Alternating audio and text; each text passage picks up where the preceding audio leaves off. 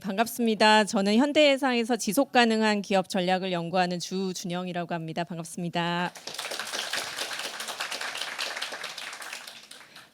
현대해상 CSO 정영선 전무님의 제안으로 만들어진 저출생 시대의 사회적 책임 세션에 와주신 여러분 감사합니다.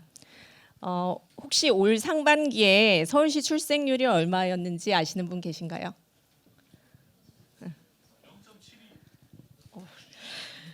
지난해 0.65명이었습니다. 네. 네. 유사한데요. 이따가 이거 받아가십시오. 예, 0.55명입니다. 예. 이게 우크라이나 출생률보다 낮다고 합니다. 예, 그래서 이게 어떻게 보면 대한민국에서 아이 낳아서 키우는 일이 그 전쟁하는 나라보다 더 힘든 게 아닌가라는 저는 생각이 들더라고요. 그리고 저희 현대해상은 내년에 70주년을 맞는 보험 기업입니다. 혹시 현대해상 어린이 보험 가입한 분 계신가요? 예, 감사합니다. 고객님. 10명 중에 7명이 신생아 10명 중에 7명이 어린이 보험 저희 현대해상 어린이 보험을 선택하고 계시는데요. 그래서 저희가 어쨌든 아이들 키우는 문제에 대해서 그다음에 더 나은 양육 방법에 대해서는 고민을 좀 심각하게 해야 되는 것이 아닌가라는 생각이 들어서 이런 자리를 마련하게 됐습니다. 이번에 저희 이 자리에서 발제를 맡아주실 분을 소개를 드리겠습니다. 17년 만에 한국에서 다시 교수로 일을 하게 되셨고 최근에 홍콩 가기대에 계시다가 연세대 의과대학으로 자리를 옮기셨습니다. 의사이자 경제학자이시고요. 빅데이터를 통해서 돌봄 및 복지 정책을 연구하시는 교수님이십니다. 모시겠습니다.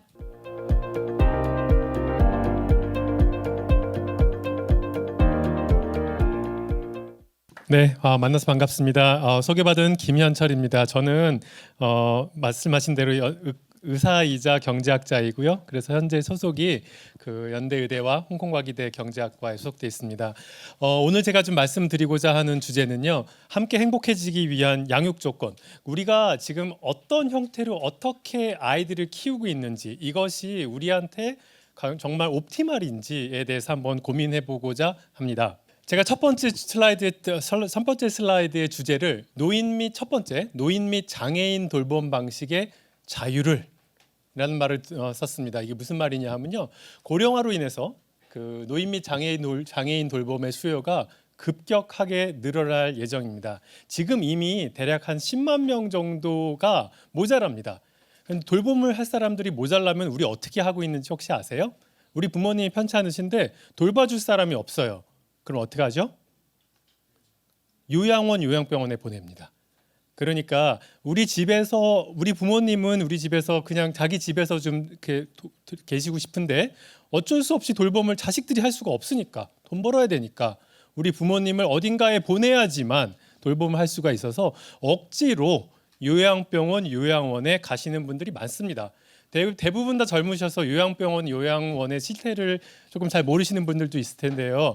요양병원에는 아침 이제 6시에 반드시 기상을 해야 되고요. 밤 10시에 소등을 합니다. 6명이 같이 방을 쓰니까요. 우리 입원은 해봤죠. 그렇죠. 6인실. 그거를 쭉 그냥 그 상태로 살고 있는 거라고 생각하시면 남자들한테는 군대 2번 간다의 느낌으로 생각하시면 될 것 같습니다. 어쩔 수 없이 그러고 있습니다. 그런데 지금은 10만 명 정도가 이제 모자라는 수치인데요. 2023 이제 32년이 지나서 10년이 지나면은 그 숫자가 40만 명을 넘고 모자라는 숫자가 2042년이 되면은 뭐 한 100만 명 정도 모자랄 것이라고 생각됩니다. 돌봄 수요가 30 내지 60%만 공급이 가능할 예정입니다. 그러니까 우리 부모님이 아프면은 누가 돌봐야 돼요? 내가 돌보든지 아니면은 남이 돌보든지잖아요. 로봇이 돌보나 조금 좀 잘 안 될 것 같고 아직까지는. 그런데 나 아니면 이제 고용한 분들이 보는데 돌봄을 제공해줄 남이 존재하지 않는 상황이 된 거죠. 이게 저출산 고령화의 하나의 결과이기도 합니다. 지금 이제 그렇다는 사실을 이게 좀 여기 그래프까지 같이 말씀을 드린 것이고요. 또 하나는 제가 영유아 양육 방식의 또 자유를 가져와야 된다라고 했습니다. 우리나라는 아이 돌봄을요 어떤 느낌을 가지고 있냐면 시설화하는 것이 맞다라고 쭉 방향성을 가지고 왔어요. 그런데 그래서 어떻게 되냐면요 어린이집 취원 비율이 그 영생 그러니까 1살 미만은 20%밖에 안 되지만 1살, 2살 되면은 80%, 90%입니다. 이게 세계 1등이에요. 우리나라만큼 이제 그 세계 시설로 아이들을 많이 보내는 나라가 없는데요. 그런데 과거에 이제 경제학 논문들이 어떤 연구를 했냐면 노르웨이에서 어린이집 등원율이요 거의 한 5% 미만이다가 60%까지 올라갔습니다. 1990년대에. 그래서 한번 이제 조사를 한번 해봤어요. 이게 올라가는 것이 과연 아이들한테 좋을 것인가? 그러니까 아무도 어린이집 안 가다가 이제 어린이집 많이 가게 됐어요. 60%. 그랬더니 평균적으로는 정말 좋아졌어요. 아이들의 교육 연한, 대학 진학률, 소득이 좋아졌습니다. 아이들을 시설에 보냈더니 괜찮았네. 이제 그런데 동시에 그 사회에서 나는 우리 집에서 애를 돌보고 싶은데 왜 이렇게 자꾸만 시설로 가라고 하는 거야? 라는 비판이 벌어졌어요. 지금 시설에 가면은 정부가 돈을 주는데 내가 집에서 애를 보면은 나는 그런 혜택을 못 보네. 이래서 그럼 집에서 돌보면은 나도 그거에 해당되는 돈을 좀 줘. 이해할 만하죠? 그런 이제 사회적인 움직임이 있었습니다. 그래서 뭐가 생겼냐? 그 가정수당, 가정양육수당이라는 게 생겼어요. 그래서 한 900만 원 정도 연간 아이들을 이제 유치원에 안 보내면 900만 원 정도 주었습니다. 그랬더니 어떻게 돼요? 60% 정도 보내다가 퍼센테이지가 줄겠죠? 집에 있으면 돈을 준다고 하니까 그게 한 45%, 50%까지 좀 줄었습니다. 그랬는데 줄었더니 아이들의 평균적인 성적이 또 좋아졌어요. 성적 하나로만 다 측정하게 되는 건 아니지만 성적 및 아이들의 그런 정신 상태 이런 것들이 다 좋아졌어요. 0%에서 60%로 했는데 전체적으로 좋아졌다. 그런데 이게 내려갔는데 더 좋아졌다. 이 얘기는 무슨 말이냐 하면요. 평균적으로 어떤 아이들은 집에 있는 게 나은 아이들이 있고요. 어떤 아이들은 또 시설에 갔을 때 더 좋은 아이들이 있어요. 어떤 아이들일까? 아무래도 시설은요 약간 스탠다다이즈 돼 있어. 우리나라 어느 유치원에 보내든지 조금의 차이가 있지만 비슷비슷합니다. 그런데 부모의 육아는요 천차만별이에요. 어떤 부모는 굉장히 훌륭한 부모가 있고요. 어떤 부모는 아이의 양육 능력이 매우 부족한 부모도 존재합니다. 그렇겠죠.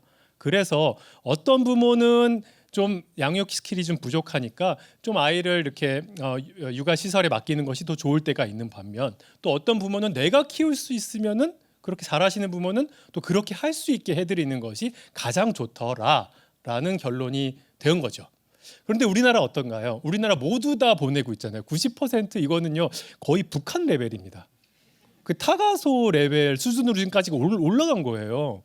그래서 이게 제가 이렇게 잠깐 보내는 분들은 좀 괜찮은데 모든 아이들이 아침 8시 30분부터 오후 6시까지 다 그러고 있는 상황은 사실 굉장히 비정상적인 건데 우리는 그게 다른 데 안 보고 사니까 이게 그냥 그러려니 약간 이러고 있는 그런 형국이라고 제가 좀 말씀드리고 있습니다.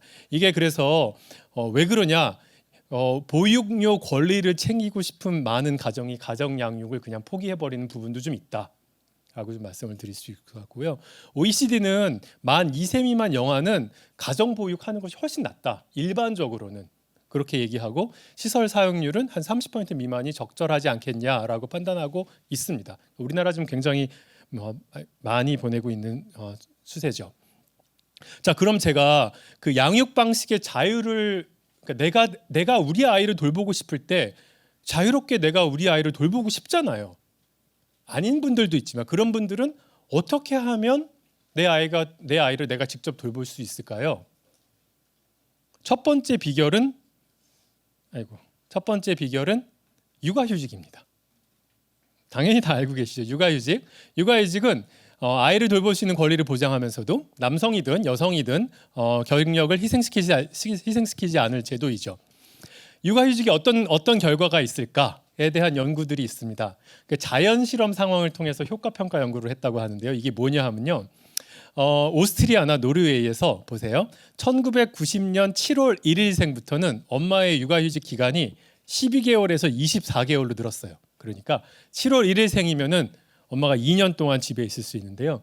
6월 30일생이면은 엄마가 1년밖에 집에 없는 거예요. 제도를 도입하다 보면 이런 현상이 벌어지죠. 몇 년 몇 월생, 우리나라는 1월 1일생 보통 많이 하거든요. 자, 그러면 어떤 걸 하냐 하면 6월 30일생하고 7월 1일생 거의 똑같은 사람들이잖아요. 그런데 엄마가 내 옆에 있었던 기간만 좀 달라지겠죠. 이런 제도의 변화 때문에. 마찬가지로 노르웨이에서도 1977년 7월 1일생과 6월 30일생이 이런 식으로 육아휴직이 12개월이냐 16개월이냐 이런 이제 정부의 정책이 바뀌면서 요 특정 정부 정책의 변화로 인해서 아이들이 엄마가 그러니까 좀 더 집에 더 많이 있을 때 어떤 현상이 벌어졌나 봤더니 좋을 것 같습니까? 나쁠 것 같습니까? 좋을 것 같죠. 네, 좋아요, 진짜로. 그래서 봤더니 여기 피사 성적 들어보셨어요? 그 막 국제 수학 성적 이런 거잖아요. 다 점수 추적이 다 좋은데요. 굉장히 특이한 거는요. 이게 남자애들이 여자애들보다 더 많이 반응하더라. 그러니까 남자애들은 엄마가 있으면 진짜 좀 도움이 되고요. 여자애들은 엄마 있어도 별로 그렇게까지 도움이 안 되는. 생각해 보면 왜 그런지 알아요? ADHD 남자애가 많아요, 여자애가 많아요? 남자애가 압도적으로 많아요. 뭔가 남자애들이 좀 어릴 때 손이 좀 더 많이 갑니다. 여자애들은 좀 알아서 좀 잘하는 경향이 좀 있습니다. 그래서 이렇게 엄마가 집에 있는 효과는 대부분 남자애들이 많이 이제 이렇게 혜택을 보았더라. 이런 게 있었고요. 또 흥미로운 거는 대졸 엄마가 집에 있으면 자녀의 성적이 상승했는데요. 안타깝게도 고졸 엄마가 집에 있으면 자녀의 성적이 오히려 하락했어요. 이거 왜 그런지 아세요? 일반적으로 평균적으로 대졸 엄마가 좀 더 양육 스킬이라든지 어떤 그 학력이라든지 그게 좋기 때문에요. 그 엄마가 집에 있으면요. 말하자면은 유치원은 대졸 엄마의 퀄리티보다는 떨어지고 고졸 엄마의 퀄리티보다는 좀 높은 교육을 준 거예요. 평균적으로. 다 그런 건 아니지만. 그래서 이런 결과를 보였더라라는 사실을 보여줄 수 있고요. 그래서 어쨌든 간에 육아휴직을 할 수 있는 것은 아이를 돌볼 수 있는, 그러니까 내 아이를 돌볼 수 있는 내 어떤 형태로든지 내가 직접 키우고 싶으면은 키울 수 있도록 도와주는 굉장히 중요한 툴입니다. 그렇죠? 그런데도 불구하고 한계점도 좀 있습니다. 어떤 한계가 있나요? 엄마가 5년 동안 이제 집에 있다가 회사로 복귀하면은 업무 복귀가 좀 힘들잖아요.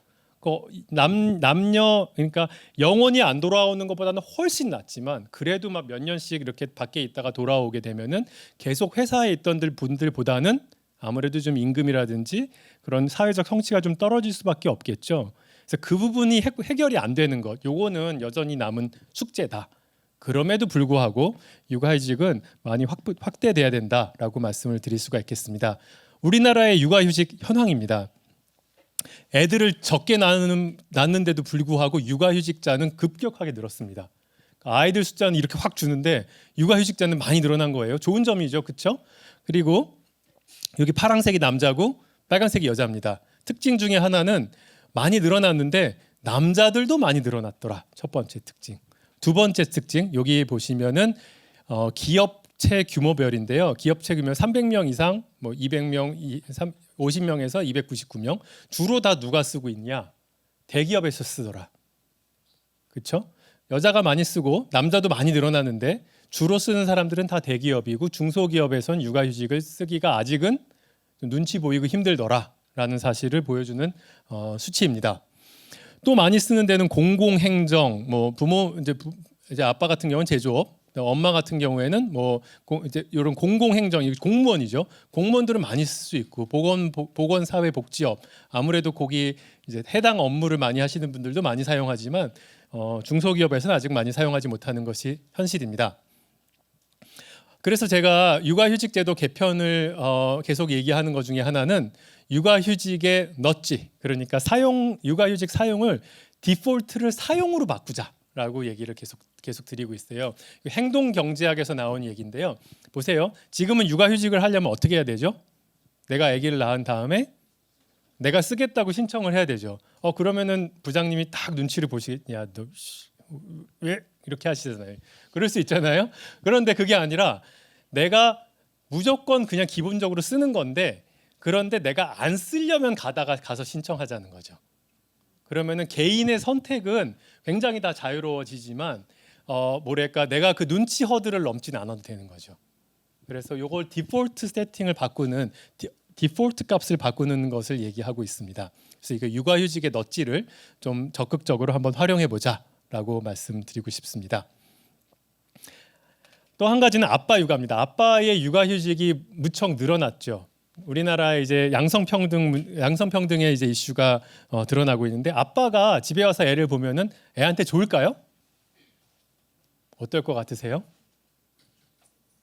좋을 것 같으세요? 괜찮을 것 같으세요? 또 어떤 엄마들은요, 저 자식 못 믿겠는데 이런 분들도 굉장히 많습니다. 그래서 지금 우리나라 남성 육아휴직의 그 육아휴직자가 급격하게 늘고 있고, 요즘에 이제 최근에 한 25%가 남자인데요. 뭐랄까 육아휴직의 지금 현재 우리 남자들의 상황을 보시면요, 보세요. 직장 생활을 하더라도 자녀에 대한 돌봄의 1차적인 책임은 여성에게 있다. 이거 동의하시냐고 물어봤어요. 자녀의 1차적인 책임은 여성이다. 요새 이거 동의하면 돌 맞을 분위기인 것 같은데, 그렇죠? 근데 2016년에는요 절반이 동의했어요. 그러다가 최근 21년도에는 17%. 그러니까 마인드셋은 같이 봐야지 셋으로 가고 있습니다. 그런데 실제로 자녀의 숙제 및 공부 지도 혹은 등하교를 거의 매일 담당하는가는 엄마는 5, 60%고요. 아빠는 20%입니다. 그럼 현실은 뭔가요? 마음은 원이로되 실천이 따라주지 않고 있는 약간 이런 현실인 거죠. 그렇죠? 여기 그래프 한번 보시면요. 하루 중에 가정에서 가장 어린 자녀랑 보내는 시간인데 아빠와 엄마입니다. 이게 이제 미취학 아동이니까 아이들이 어렸을 때 요 밑에는 학교를 간 다음이에요. 프랑스, 이탈리아, 스페인, 노르웨이, 미국 쭉 해서 대한민국이 나와요. 어느 나라든지 엄마가 좀 더 아이를 더 많이 보는 경향은 있어요. 어느 나라든지. 그런데 대한민국은 엄마와 아빠의 차이가 굉장히 크죠, 그렇죠? 다행히 애들이 학교 가고 나면은 그 숫자와 차이가 굉장히 많이 줄어듭니다. 하지만 아이들이 어렸을 때 여전히 아빠가 아이들과 보내는 시간은 굉장히 적고, 그거에 따라서 육아 카파시티가 아무래도 엄마보다 낮아요. 그렇겠죠? 그럼 자, 이런 상황에서 아빠들이 이제 육아 현장에 투입됐다. 어떤 결과가 있을까요? 제가 이거를 그래서 사실 저희 아내가 한번 실험을 한번 해봤습니다. 실험을. 근데 어디서 했냐면요, 에티오피아에서 했어요. 에티오피아에서 어떻게 실험했냐면 그 생후 한 2돌 미만인 영유아가 있는 가정 이제 800가정을 이렇게 모아서요, 얘네들을 성장 부진에 빠지지 않게 만들어 주려고 다양한 엄마 학교, 아빠 학교를 했어요. 자, 엄마 학교 16주 동안 일주일에 한 번씩 불러갖고 어떤 음식 먹여야 되는지 막 이렇게 가르쳐주고 직접 조리도 해보고 막 그래요. 자, 그래서 첫 번째 저희가 한 거는 첫 번째 집단은 엄마 교육을 시키고 그다음에 바우처, 돈도 줬습니다. 맛있는 거 많이 사 먹이라고.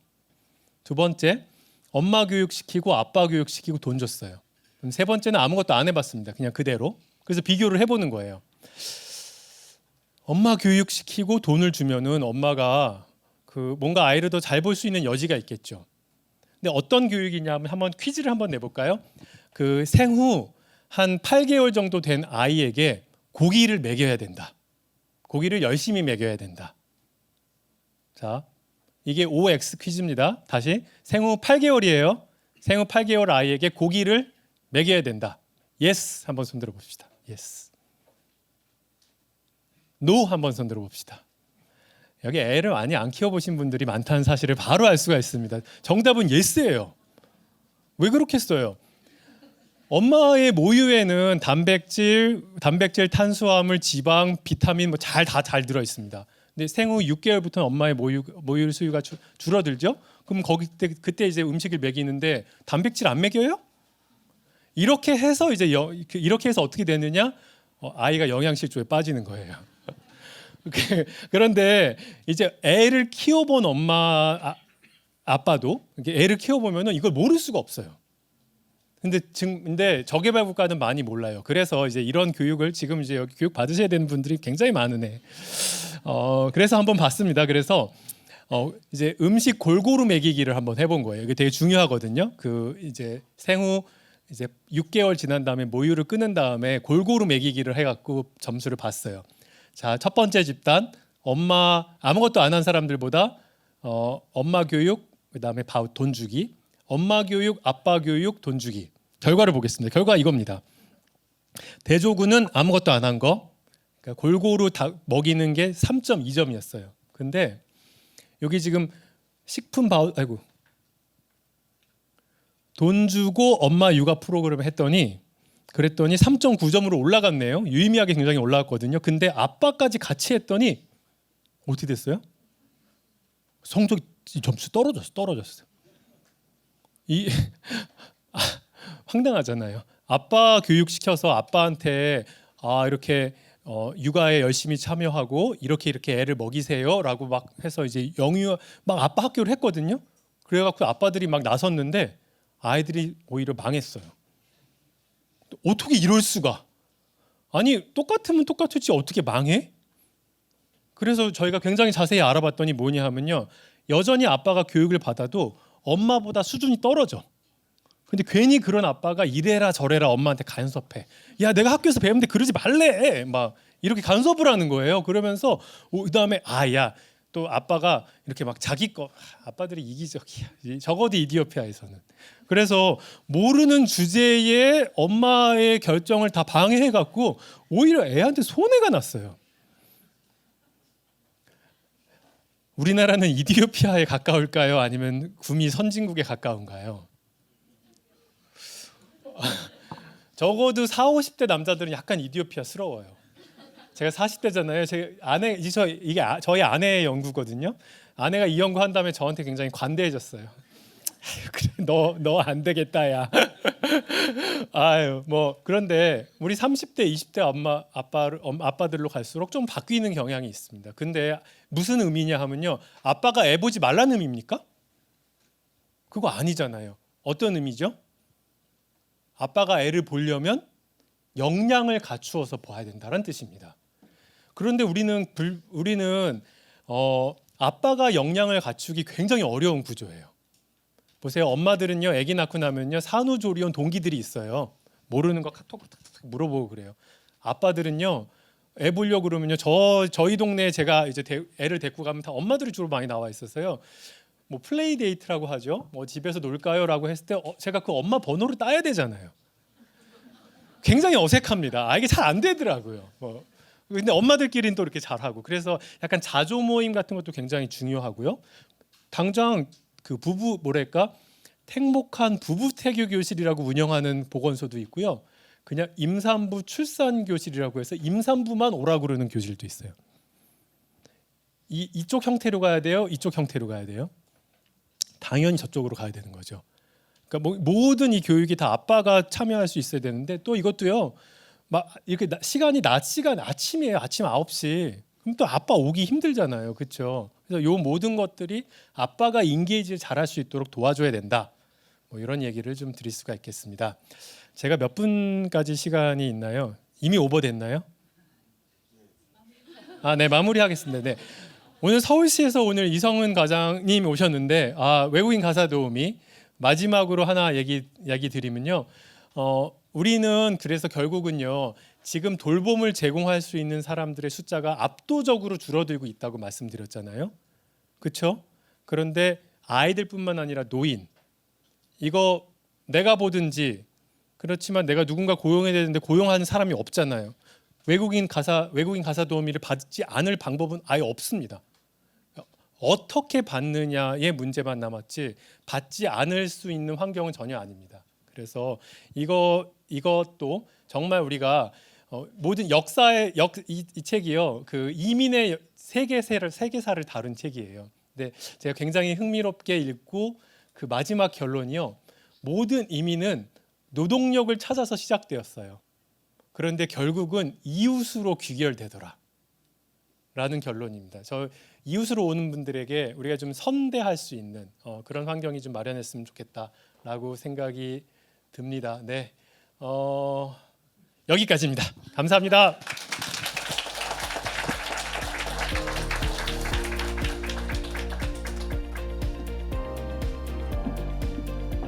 아유, 말씀 다 들었으면 너무 좋았을 텐데 아쉽습니다. 다음에 기회가 또 있을 거라고 생각하고요. 이 자리가 어떻게 보면 그 문제는 하나의 어떤 주체가 절대로 해결을 할 수가 없고 뭐 정부와 기업과 민간이 다 같이 어쨌든 힘을 합쳐야 문제를 해결할 수 있다라는 생각을 가지고 꾸렸어요.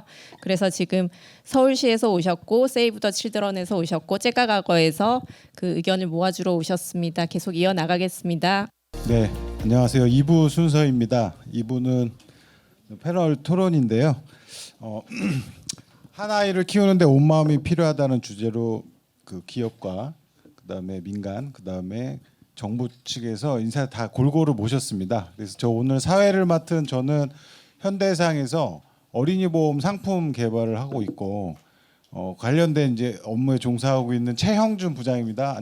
반갑습니다. 보시는 왼쪽부터 좀 소개를 좀 드리겠습니다. 대한민국 아이를 요즘도 부모님도 모두 알고 계시던 째까과거 잘 아시죠? 김희정 대표님 자리하셨습니다. 그 옆에 김현철 교수님이시고요. 이름만 들어도 그 직책만 들어도 장엄함이 느껴지는데요. 서울 여성가족실의 저출생 담당관님이신 이성은 담당관님이십니다. 네, 세이브 더 칠드런의 이수경 팀장님 자리하셨습니다. 자, 그러면 그 다음 순서로 그 한국 아동의 삶의 질 조사를 그 이수경 팀장님께서 하셨어요. 그래서 그 내용을 조금 오늘 준비해 갖고 오셨습니다. 그래서 한국 아동의 삶의 질이 지역마다 어떤 차이들이 있는지 궁금하시죠? 네, 그래서 한번 팀장님 말씀을 듣도록 하겠습니다. 네, 안녕하세요. 세이브 더 칠드런 ESG 사업 부문의 이수경입니다. 반갑습니다. 네. 제가 연구를 한 건 아니고요. 저희 세이브 더 칠드런에서 서울대학교 사회복지연구소하고 같이 저희가 10년째 아니죠. 2010년부터 2년 간격으로 한국 아동 삶의 질에 대한 연구를 진행하고 있습니다. 그래서 올해 그 결과를 가지고 저희가 그 아동 삶의 질 조사 값을 가지고 지역 사회 그 편차에 대한 토론을 좀 진행을 했었습니다. 근데 오늘 주제를 가지고 그때 토론회에서 이봉주 교수님께서 하셨던 말씀이 있는데 이 저출생이 왜 문제인지는 모두 알고 계시죠? 사실은 70년대 지금 이제 노인 세대로 가고 있는 60년대부터 70년대 사이가 굉장히 베이비붐 세대라서 인구가 굉장히 많습니다. 근데 이제 점점 아동 수가 출산되는 아동 수가 줄면서 저희 그 지금 세대 아이들이 자라나서 이 사회의 노인과 사회를 부양해야 되는 그 값이 1대1이에요. 그래서 굉장히 그 부담이 많아지는 게 사실은 큰 문제고요.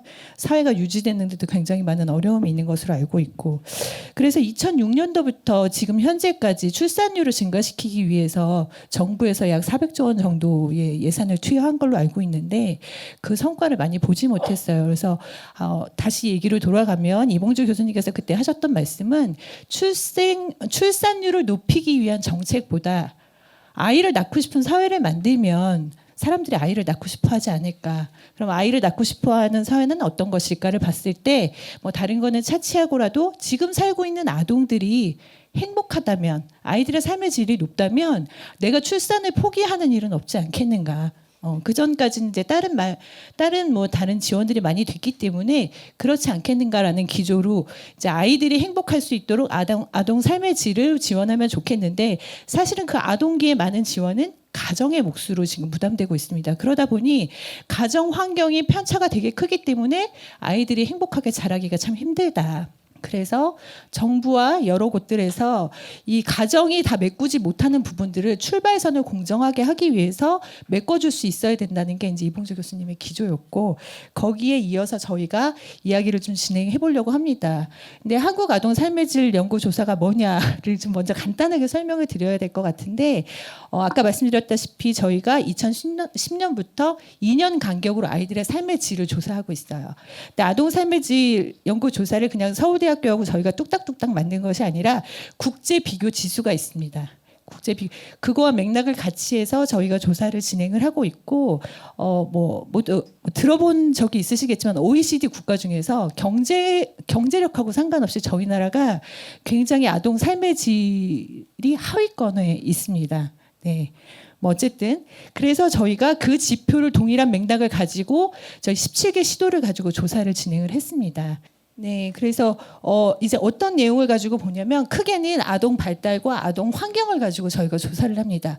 아동 발달과 환경을 보게 되면 거기서 이제 영역을 나누면 건강, 뭐 아이가 느끼는 건강이 아동이 느끼는 삶의 질과 어떤 연관이 있는지, 주관적인 행복감. 이 주관적인 행복감은 저녁에 있는 삶이라든지 가족관계라든지 그리고 자기가 가지고 있는 놀이 시간이라든지 이런 것들이 주관적인 행복감 안에 들어가거든요. 그 외에 관계, 뭐 물질적 상황, 이거는 이제 재력, 부모님의 재력이 가장 크게 연결이 될 거고, 위험과 안전, 특히 이 위험과 안전은 지역사회하고 많이 연관이 되는데, 제가 말이 좀 빠르죠.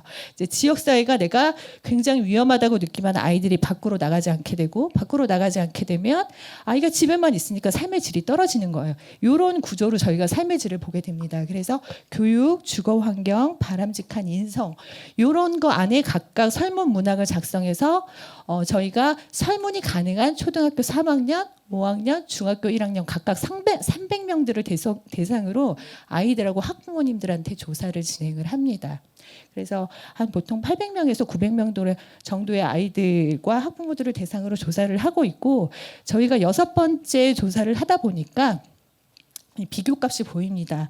그래서 보시면 시간 관계상 저희가 다른 지표를 다 많이 보여드리지는 못하고 이제 가장 종합지수만 보여드리면 근데 이제 여러분들의 눈이 반짝거립니다. 1위는 어디고 꼴찌는 어디지 이렇게 보시는데, 저희가 그렇게 중요하게 보기보다는 커다란 맥락 속에서 저희가 좀 보면 좋겠는데, 가장 큰 맥락은 상위권, 중위권, 하위권이 사실은 6번의 연구 결과에서 큰 차이를 보이지 않았어요. 거의 비슷했어요. 변하지 않았어요. 그리고 또 하나의 항목은 상위권과 중위권은 비슷한 점수를 보이고 있습니다. 사실은. 근데 중요한 거는 중위권과 하위권, 그러니까 아동 삶의 질 지역적으로 봤을 때 아동 삶의 질이 평균적인 도시와 하위권에 있는 도시의 편차가 굉장히 컸습니다. 그리고 그 삶의 질 연구에서 또 보면은 아이들의 삶의 질이 높은 지역은 거의 대도시였어요. 대도시였고, 대도시에 인접해 있는 도시에 살고 있는 아이들이 오히려 그 점수 편차가 컸습니다. 그래서 예측건데 상대적인 박탈감이나 불균형에서 오는 부분이 크지 않았나라는 생각을 좀 해보게 됩니다. 시간 관계상 좀 넘기고요. 벌써 결론과 함의로 넘어가면 네, 아까도 말씀드렸다시피 저희 이 조사 결과를 한 6번 동안 하면서 보면은 아동 삶의 질은 지역 간의 격차가 존재합니다. 그리고 분명히 상대적 박탈감이나 양극화 현상이 네, 중위권과 하위권의 큰 차이를 보이게 되고요. 그리고 아이들의 만족감이 보면은 그 아까 지역적으로 편차를 보인다는 거는 내가 대도시에 살고 있어. 그래서 내 동네 환경, 내 주변의 인프라들, 그리고 내가 받고 있는 사회적 서비스가 굉장히 아이들의 삶의 질에 중요하게 밀접하게 관련을 맺는다는 거예요. 그리고 그러다 보니 사실은 이 지역별 편차를 줄이는 것이 아까도 말씀드렸다시피 아동기에 가정에서 모두 다 책임질 수 없기 때문에 이 지역별 편차를 줄이는 것이 되게 중요하고, 그러다 보니 정부 정책이나 또 혹은 정부 정책 안에서 약간 예산 확보라든지 아동 중심의 아동의 요구와 니즈가 반영이 된 서비스 개발이 되게 필요하다는 생각이 들고, 사실 이 자리에는 많은 NGO 분들 또 복지 관계자분들 민간 기업에서도 오셨는데, 정부뿐만이 아니라 이런 많은 영역에서도 이 아이들이 조금 더 행복해질 수 있게 하기 위해서는 다양한 지역 편차를 줄이기 위한 다양한 지원들이 함께 선행됐으면 좋겠다고 좀 간단하게 말씀을 드려보도록 하겠습니다. 감사합니다. 팀장님 감사합니다. 지역마다 이렇게 차이가 크다는 걸 이번에 처음 알게 되었습니다. 예, 다음은 제가 약간 좀 드릴 말씀을 이제 드리고 갈 건데요. 제가 현대해상이라는 보험회사 대표로 나왔습니다. 근데 저희 회사는 1년에 태어나는 출생아 중에 70%인 어린 아이들과 30년짜리 장기 계약을 맺고 있습니다. 그래서 어쨌든 저희가 그 보험사라는 건 기본적으로 아픔, 슬픔, 그래서 되게 센치멘탈한 회사입니다. 그래서 아주 민감하게 잘 반응해야 되는 회사고요. 더군다나 우리 아이들이 잔병 치레를 많이 하는데 모든 관점에서 모든 타이밍에 엄마들과 대화를 하는 그런 회사라고 좀 봐주시면 될 것 같고요. 현대해상은 아이들과 아까 말씀드린 것처럼 30년짜리 장기 계약을 맺기 때문에 무거운 책임감을 느끼게 됩니다. 그리고 적극적으로 역할을 해야 된다. 우리가 어떤 보험회사가 보험료를 받고 보험금을 주는 단순한 그런 회사가 아니라 아이들의 일생과 함께 아이들이 성인이 될 때까지 함께하는 회사이기 때문에 다른 보험금 이외의 부가적인 활동들도 많이 하고 있습니다. 그래서 당연히 보험금 주는 역할은 기본 역할이고요. 저희 보시면 올해도 바뀐 게 많이 있습니다. 국민연금도 아이가 더 태어나면 연금을 더 받게 된다거나 아니면 세금의 소득공제가 생긴다거나 새로운 정책들이 많이 나오는데요. 저희 영업하시는 플래너들이 전국에 다 펼쳐져 있습니다. 그래서 저희 그 홍보하는 창구로 현대해상을 좀 이용해 달라는 겁니다. 예를 들면 어떤 지자체나 이런 쪽에서 어떤 요 얘기는 제가 한 얘기가 아니라 저희 어머니들, 저희 회사에 가입한 어머니들이 너무나 제도들이 좋은 게 많이 나오는데 전달을 잘 못 받는다. 이걸 잘 묶어가지고 좀 현대해상이 해주면 안 되냐라는 말씀을 해주셨어요. 그래서 아주 의미가 있는 거다라고 좀 생각이 들어서 제안식으로 제가 좀 말씀을 드리고요. 두 번째로는 저희 어머니들 모니터링을 해보면 저희 엄마도 초보였고 나도 초보였다는 얘기를 많이 합니다. 왜냐하면 애를 하나밖에 안 나니까. 제가 아이가 셋인데요. 저는 아이 셋을 키울 때 항상 초보였어요.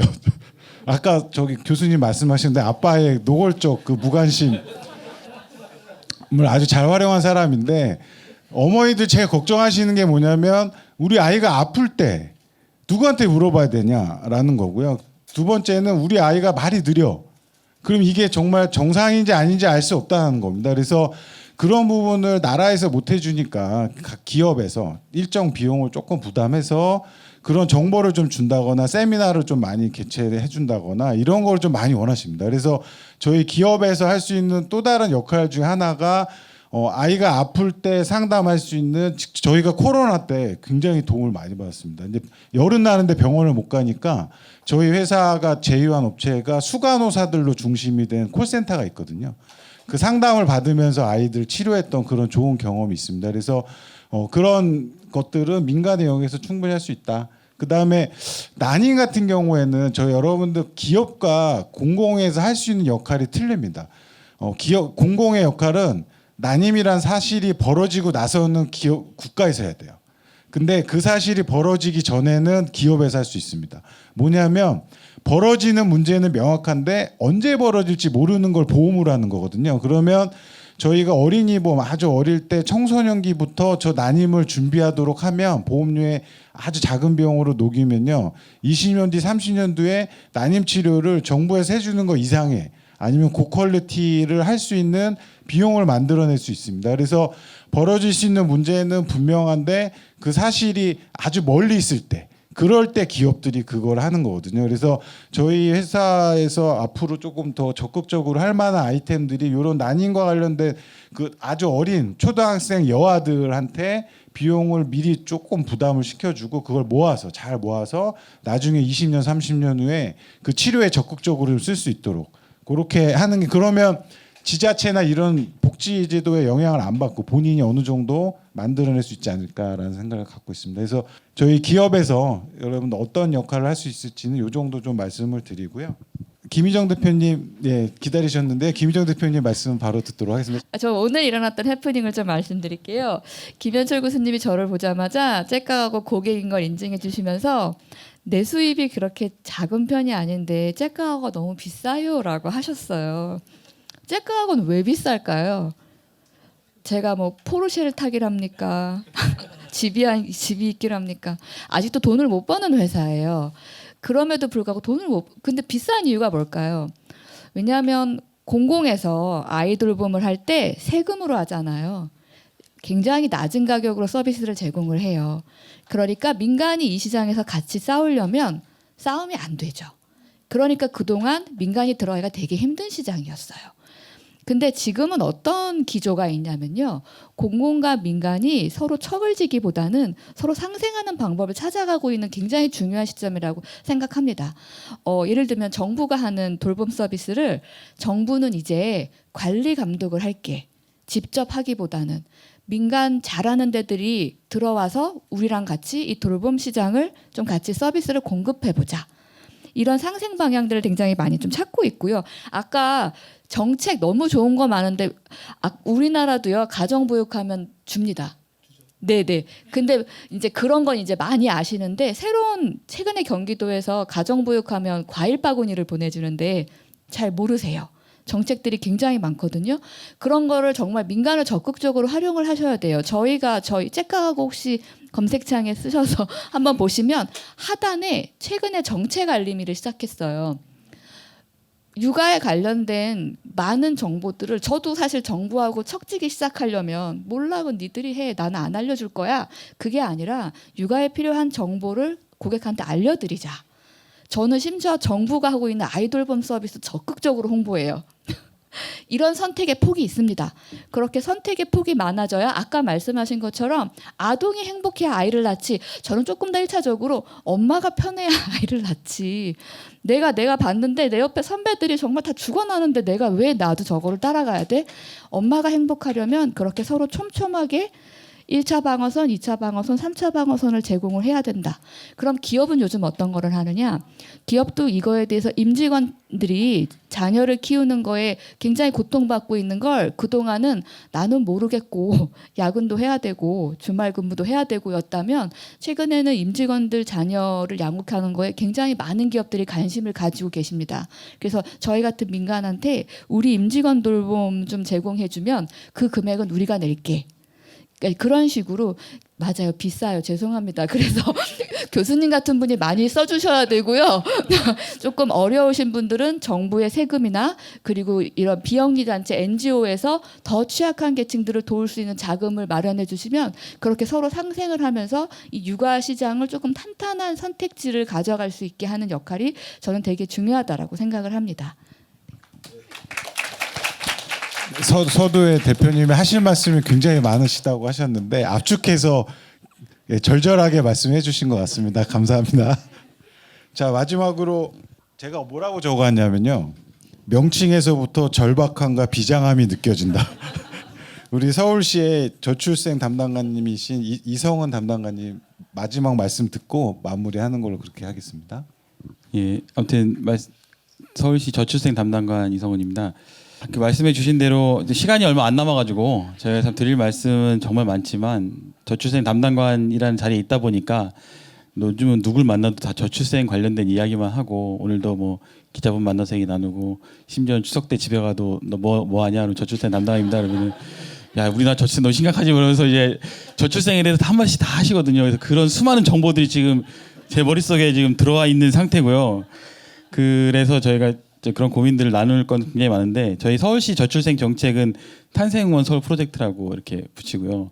뭐 다른 지자체 같은 경우는 뭐 저출생과의 전쟁 뭐 이렇게 하기도 하고 저출생 올인 광주 뭐 이런 특정 지자체 이름을 아무튼 좀 뭔가 근데 이제 너무 직접적으로 저출생하고 막 이렇게 전쟁하겠다 이러기는 좀 쉽지 않으니까 저희는 이제 탄생이라는 키워드를 가지고 어쨌든 뭐 꼭 여기서 생명의 탄생뿐 아니라 뭐 부부의 탄생도 있을 수 있고 가족의 탄생 이런 것들을 적극 응원하는 이제 그런 정책이다 이렇게 말씀드리고 제가 무슨 일을 하냐고 뭐 시나리오에 물어보셔서 좀 준비해봤는데 아무튼 저희가 이제 저출생 문제는 굉장히 많은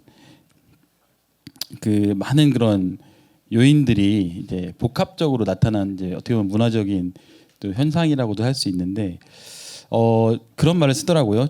결혼 유동층, 그다음에 출산 유동층. 그러니까 아무리 정책을 막 쏟아 부어도 나는 결혼 안 해. 나는 애를 안 낳겠어라고 이렇게 마음을 굳히신 분들까지 돌리기는 너무 어려운 것 같고 또 우리가 사실 정책을 아무것도 안 해줘도 자기는 결혼하고 아이를 갖고 이런 가치관 가지신 분들이 계신데 그 사이에서 좀 애매하게 내가 결혼을 할까 말까 아이를 낳을까 말까 고민하시는 분들이 조금 더 좀 뭐 더 결혼하고 또 아이 낳을 수 있도록 응원해 드린다는 그런 마음으로 저희가 여러 다양한 정책들을 준비했고요. 뭐 우리가 양육자뿐만 아니라 아까 말씀드렸던 난임도 요새 굉장히 심각한 문제가 되고 사실 저희가 출생아 수가 한 23만 명 정도 되는데 난임 환자 수가 한 23만 명 정도 됩니다.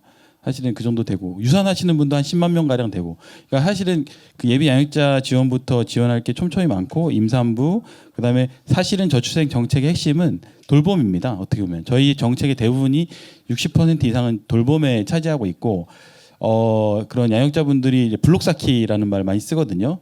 테트리스 같이 이제 자기 아이를 키우다 보면은 이제 직장 다니면서 아이의 그 돌봄을 어떻게 메꿔야 되나 그래서 어린이집 보내는 걸로 충분치 않고 그 틈새를 메워야 되는 분들이 있어서 이제 짤깍도 쓰시고 정부 아이돌 보비도 쓰시고 뭐 학원도 보내고 뭐 여러 가지 있는데 어쨌든 그 틈새 돌봄을 좀 잘 할 수 있는 것이 이제 저희 지자체의 좀 역할이고 아까 말씀드린 외국인 가사관리사도 어쨌든 그 블록 중에 좀 하나 그런 소비자 뭐랄까 양육자들에게 좀 필요에 맞는 그런 돌봄 정책들 많이 개발하고 있고요. 그래서 어쨌든 저희가 한 2년간 이 사업을 추진하면서 좀 느낀 거는 저출생 원인이 뭐 돌봄 혹은 뭐 경제적 부담만 덜어준다고 되는 게 아니고 조금 근본적인 사회 체질 개선도 좀 필요하겠다 이제 그런 생각이 많이 들었고요. 특히 저희 어제는 이제 그 시도지사 정책 컨퍼런스에 대한 내용을 들었는데 대부분 말씀하시는 게 너무 서울에 집중되는 게 저출생의 원인이다. 그래서 서울의 저출생 담당관으로서는 어떻게 말씀드려야 잘 모르겠지만 아무튼 이거 현상이니까 그래도 서울로 일자리와 또 교육을 위해서 오시는 청년분들이 좀 서울에서도 아이도 키우고 좀 정착해서 가정도 꾸릴 수 있는 환경을 만들겠다. 특히 이제 가장 문제되는 주거, 사교육, 일생활 균형 이런 부분들에 조금 더 신경을 쓰고 있습니다. 앞으로는. 그래서 뭐 저희가 최근에 발표한 것들은 이제 장기 전세주택 투 미리네 집이라고 어쨌든 이제 신혼부부에게 이런 거주 가능하고 아이를 낳을수록 이렇게 거주 기간도 연장 드리고 2자녀 이상 하면 살 수도 있게 만들어야지 그런 임대주택 사업도 하고 있고 또 사교육이 사실 제일 문제거든요. 어떻게 보면은 이게 저희 뭐 다 아이를 키워보신 분들은 아실 겁니다. 이렇게 학원비가 얼마나 많이 드는지 그런 부분에 있어서 좀 덜어드릴 수 있는 정책들 그리고 아까 말씀드렸듯이 사실은 기업에서 이런 일생활 균형이 좀 이루어지는 것이 가장 중요한 부분이고 다만 기업은 자기 이익에 따라서 움직이기 때문에 이런 일생활 균형을 실현했을 때 뭔가 줘야지 기업에 실제로 혜택이 돼야지만이 움직이거든요. 이제 그런 부분들에 있어서 저희가 이제 중소기업 워라밸 포인트제라고 이제 기존의 가족 친화 인증이라는 거 들어보신 분이 있을 텐데 인증 제도는 한계가 있어요. 문턱이 너무 높고 일단 인증되면 아무 노력 안 해도 혜택은 다 받습니다. 근데 포인트제는 하나하나씩 쌓아 나가면서 적은 시도라도 이렇게 할 수 있게 참여하고 포인트가 쌓이면서 인센티브도 늘어가는 이런 정책들을 좀 추진해서 기업에 좀 참여를 하고 있고 이런 부분들이 좀 노력이 합쳐져야 될 것 같고 아까 이 제목이 이제 온 마음이 필요하다고 하셨는데 제가 이제 여기 저출생 업무 한 2년째 하고 있는데 느낀 거는 중앙 정부 정부의 힘만으로는 안 된다. 오늘 말씀드린 이런 민간 플랫폼이라든지 또 이런 보험 너무 좋은 아이디어를 주셔가지고 다 받아들일 수 있도록 하겠습니다. 너무 감사드립니다. 예. 네. 이 50분이라는 짧은 시간에 이렇게 많은 내용을 이렇게 다뤘습니다. 이게 빨리 진행을 했지만 그 안에 그 각각의 그 깊이 있는 고민들에서 나오는 거라서 우리 담당관님만 잘 믿고 가면 네, 서울시 5.5명 돌파 1명 오는 날이 오지 않을까라고 생각이 됩니다. 그 패널분들 그 발표해 주신 교수님 패널분들 감사드리고요. 긴 시간 청취해 주신 여러분들 감사드립니다. 자 조심히 돌아가십시오. 감사합니다.